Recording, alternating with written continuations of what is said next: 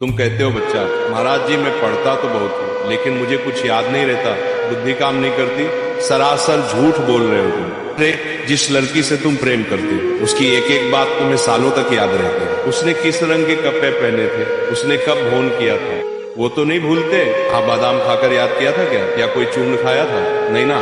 कारण जानते? क्योंकि वहां तुम्हारा मन लगा हुआ था, वहां तुम्हारा इंटरेस्ट था। लेकिन जब तुम किताबों के सामने आते हो तो तुम गजनी बन जाते हो। अपने आप को धोखा देना बंद करो बेटा, तुम कमजोर नहीं हो, तुम बस अपने मार्ग से, अपने लक्ष्य से भटके हुए हो। एक बात बताओ, तुमने ये मान कैसे लिया कि तुम कमजोर हो? किसने कहा तुमसे? तुम्हारे नंबरों ने, तुम्हारे रिश्तेदारों ने, या तुम्हारे खुद के डरे हुए मन ने?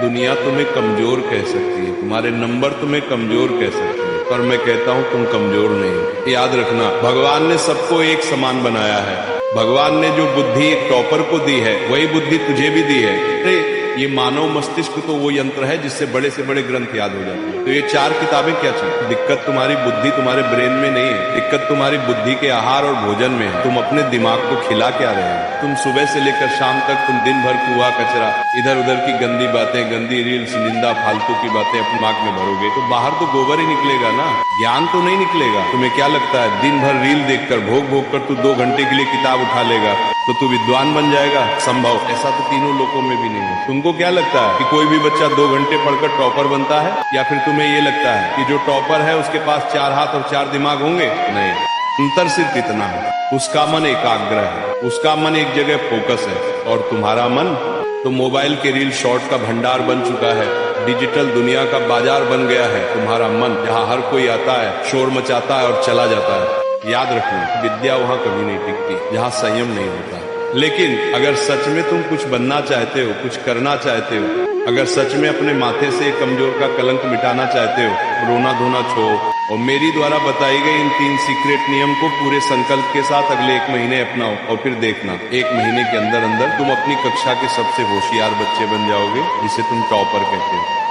पहला नियम रटो मत, चिंतन करो। जैसे भोजन को जब तक चबाओगे नहीं वो पचेगा नहीं, और पचेगा नहीं तो शरीर को लगेगा नहीं, वैसे ही विद्या को रटने से वो बुद्धि में नहीं ठहरती। उसे समझो, उस पर चिंतन करो, जो पढ़ा है उसे दूसरे को समझो। क्योंकि जब तुम मास्टर बन जाते हो तो वो ज्ञान तुम्हारा अपना हो जाता है। क्योंकि ऋषि मुनि भी कहते हैं कि हम जो पढ़ते हैं उसका 90% हिस्सा हम भूल जाते हैं, लेकिन जो हम दूसरों को समझाते हैं वो हमें हमेशा याद रहता है। दूसरा नियम, कंसिस्टेंसी के साथ पढ़ाई करो। देखो बच्चा, भजन हो या भोजन या फिर पढ़ाई ही क्यों न हो, ये रोज करने की चीजें हैं। ऐसा नहीं कि एक दिन 10 घंटे पढ़ लिए और फिर 4 दिन सोते रहे। ले रोज 2 घंटे पढ़ो, लेकिन नियम टूटना नहीं चाहिए। जैसे श्वास लेना नहीं भूलते वैसे ही सेल्फ स्टडी करना मत छोड़ो। आपकी रोज करने आपको एक दिन जीनियस बना देगी। यही टॉपर बनने का सबसे सीक्रेट नियम है। तीसरा और सबसे जरूरी नियम, अपने मन को कंट्रोल करना सीखो।